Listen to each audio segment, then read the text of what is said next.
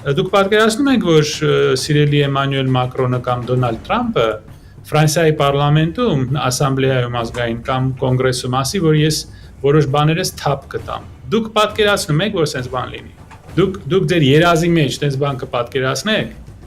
Եվ նորից եմ կրկնում, Ֆրանսիան, որ կյանքի գնով, մարդկանց կյանքի գնով պաշտպանում է հենց վիրավորելու իրավունքը։ Ավելի հիմար, ավելի